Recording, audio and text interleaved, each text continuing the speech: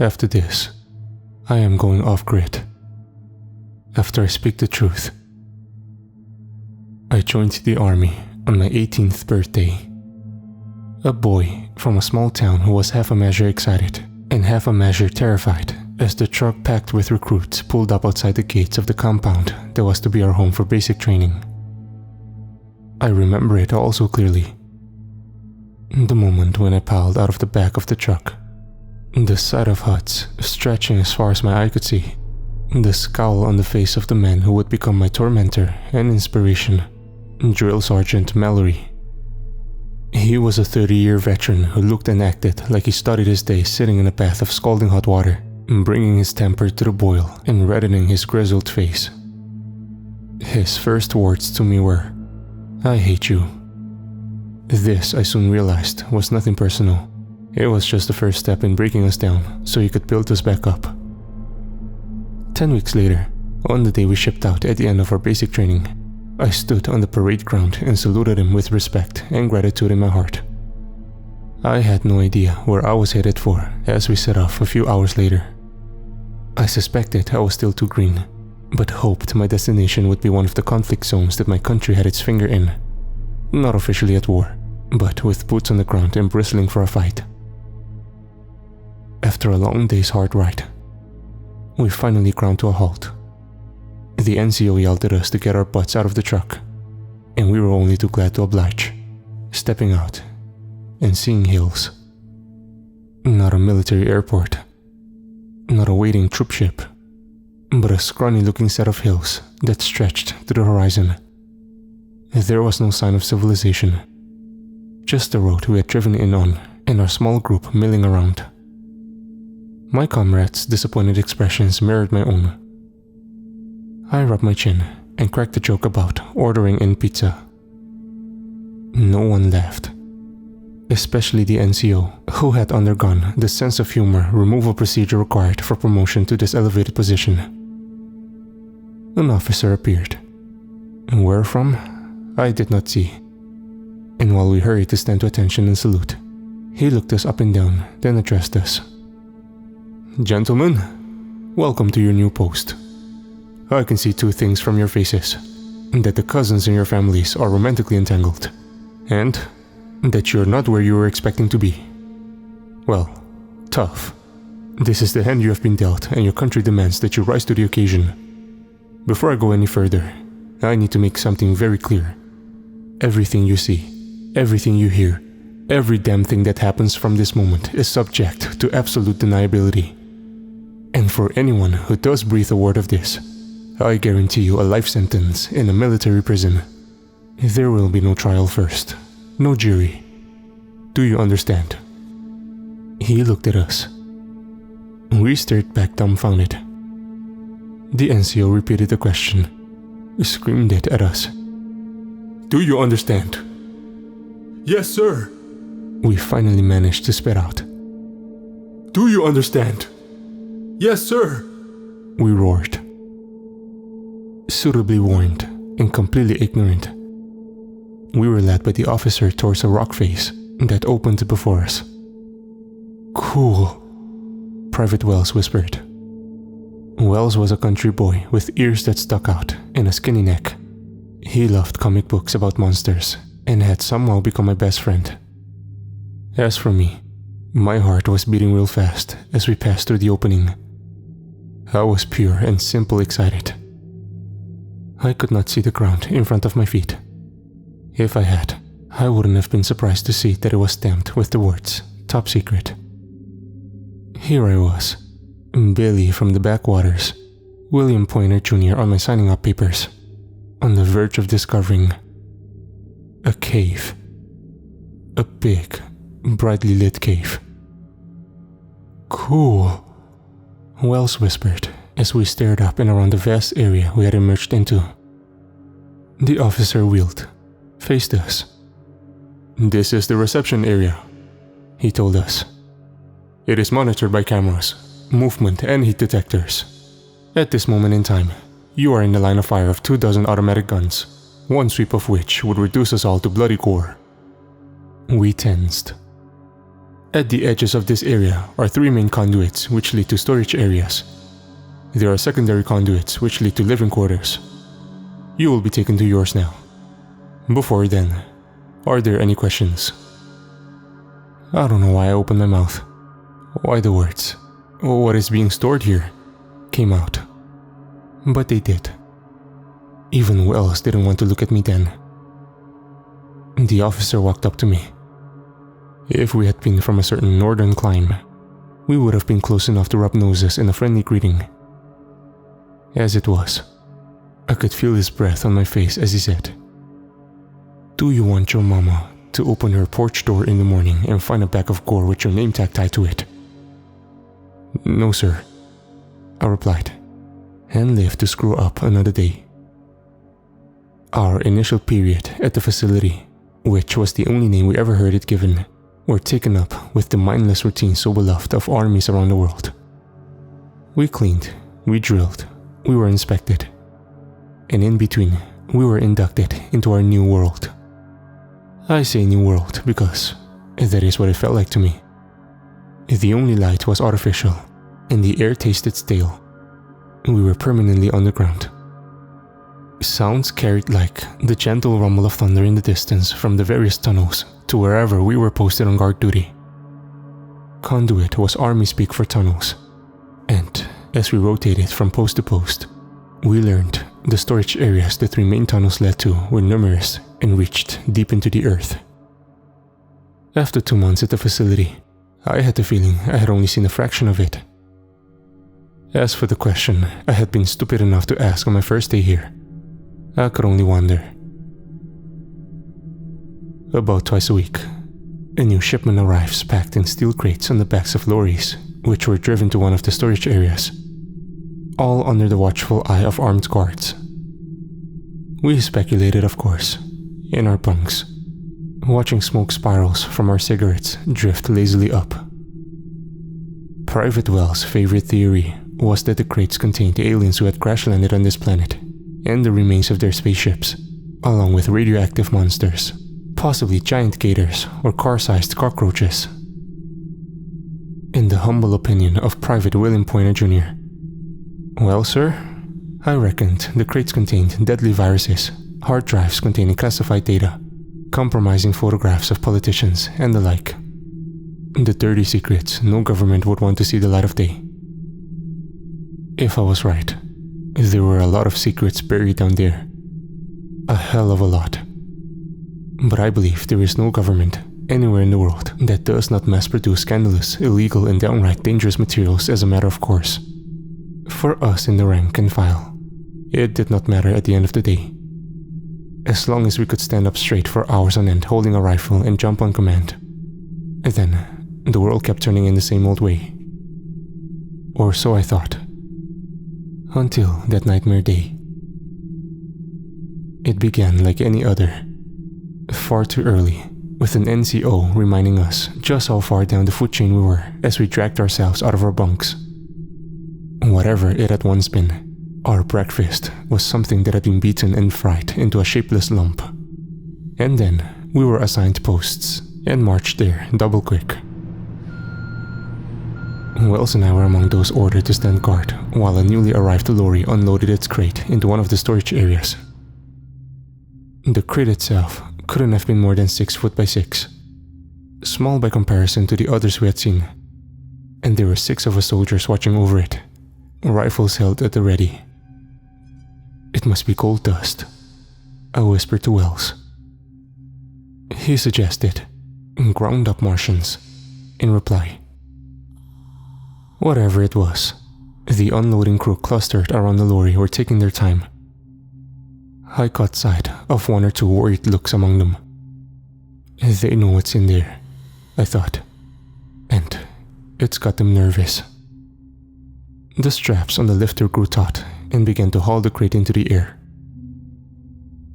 To this day, I don't know what happened, whether the crate was not secured properly, or if there was a flaw in the material of the straps. But the crate suddenly tipped down to one side, and then fell to the ground. A heartbeat later, one of the unloader boys called out, "Run!" I grabbed the gawking Private Wells by his collar and began to sprint away. We made it out of the storage area and into a tunnel before the explosion came. Dust filled the space where we stood, and there was a moment of silence. The explosion caused by whatever was in that damn crate had been sudden and extreme. Shielding our faces as best as we could with our sleeves, Wells and I moved cautiously back towards where the tunnel had opened out into the storage area and saw that it was now completely blocked by fallen earth. I had this sickening feeling that, beyond this blockage, the storage area was buried under fallen earth, and the rest of the poor souls who had been in there. I became aware of a siren. It seemed very far away, and that Wells was saying something to me, but I could not make out what it was because of the ringing in my ears. He held up one hand and made the universal sign asking if I was okay. I nodded, then coughed up dust. It must have been less than a minute later that we were joined by other soldiers, among them an officer. The expression on his face confirmed my worst fears. A tragedy had happened here, a terrible accident. I thanked my lucky stars I had survived and tried to hear what was being shouted. My hearing was still affected, and I was beginning to shake. Delayed shock, I guessed. Around me, other men were acting. They were digging at the solid wall formed by the fresh fallen earth with their bare hands and calling out if anyone could hear them. I thought it would be a miracle if anyone had survived, but kept this to myself and told myself to get a grip. I stepped forward and began to tear away lumps of earth. I had barely got started when an order was yelled to, "Move away!" A digger truck trundled into sight behind us and began to advance on the wall of fallen earth. We stood and watched, and there was more than one bowed head, one pair of hands clasped together.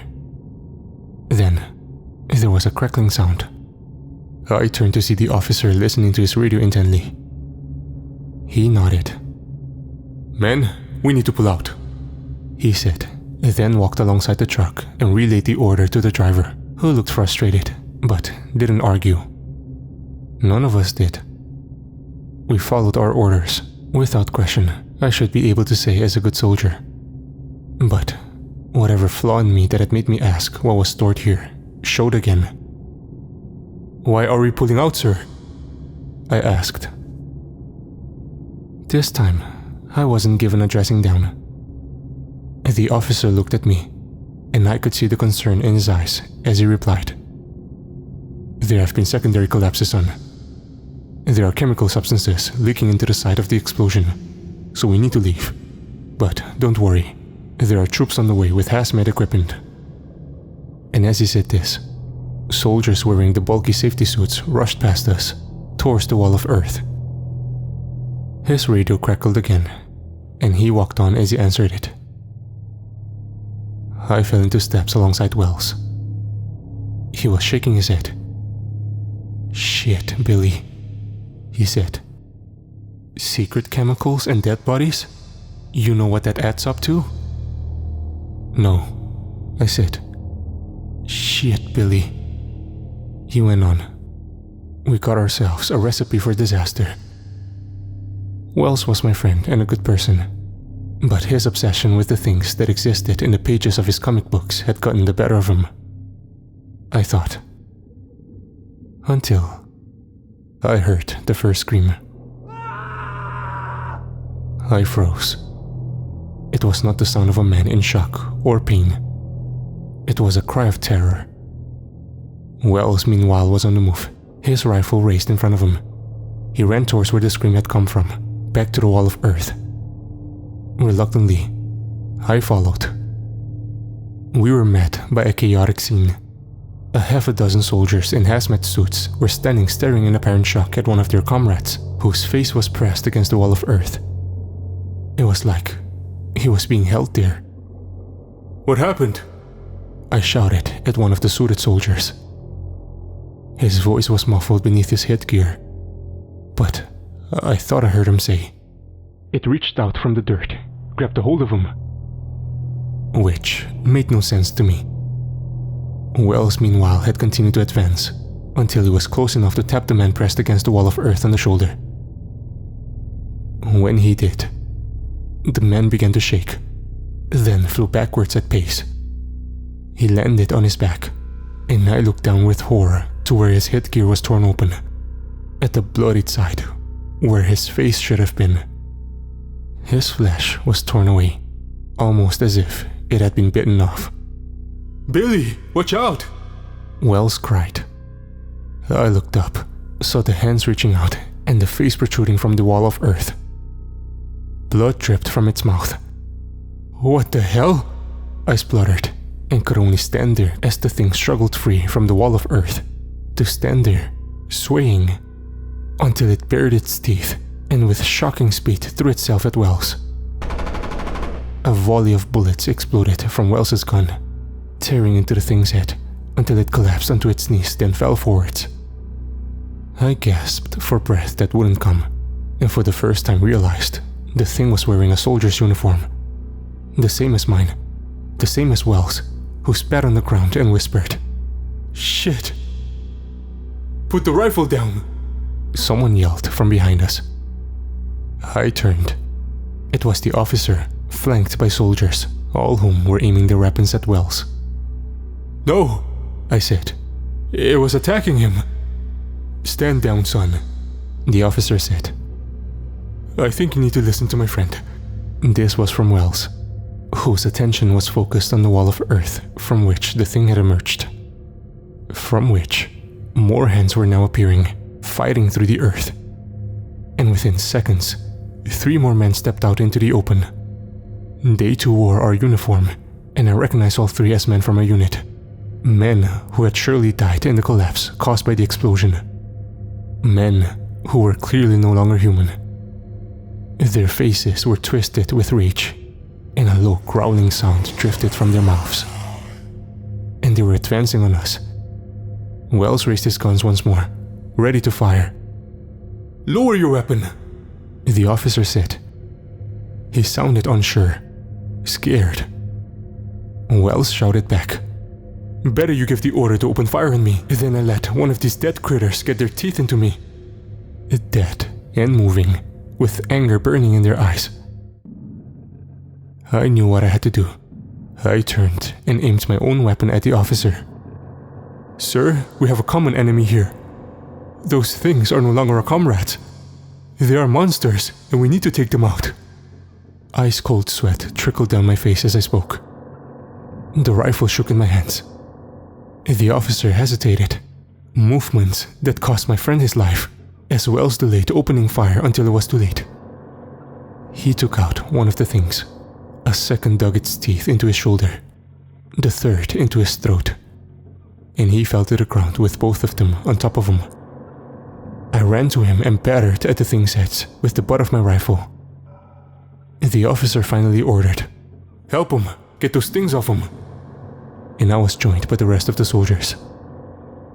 Within moments, the heads of the dead were reduced to pulp, and their twitching bodies dragged away. I knelt over Wells. He looked up at me. Tears streamed down his face, mingling with his blood. I could see the bone beneath where his flesh had been bitten away. He tried to speak.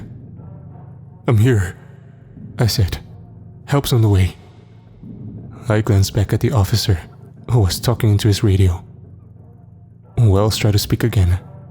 I supported the back of his head with my hand, moved closer so I could hear. "Put a bullet in my brain, Billy," he said. "Please do it. If you don't, I will become one of them." "I can't," I sobbed. "I'm sorry." I looked into his eyes as he died, as he fell still. I felt a hand on my shoulder. "We will look after him." It was the officer. I held Wells close to my chest. "No," I said. Then 2 soldiers took my arms and pulled me away. I struggled, but could not resist. They held me down as more soldiers descended on Wells and started to strap together his ankles and wrists, gagged his mouth. He's dead! He's dead, you bastards! I shouted. Leave him alone! They ignored me, lifted Wells' body. A sudden spasm passed through it, and it began to writhe. I began to weep and watched as the soldiers carried the struggling corpse away. I am crying now as I recount this. I should have done as Wells asked, placed my gun against his head and pulled the trigger. I have thought about this constantly for the last 2 years, while I was being debriefed and in the time I spent in a secure medical facility following a nervous breakdown, and after I was discharged. During my treatment, I realized I was being led to believe that there was no dead who came back. That I thought this because of an illness induced by witnessing the explosion. Survivor's guilt, they called it. False memories. But I know what I experienced. And I believe I know what happened to the body I saw carried away. There is a tunnel that opens out into an area deep underground, where a crate holds imprisoned a monster that is dead and will never be at peace. A monster that was once a man. I called my friend.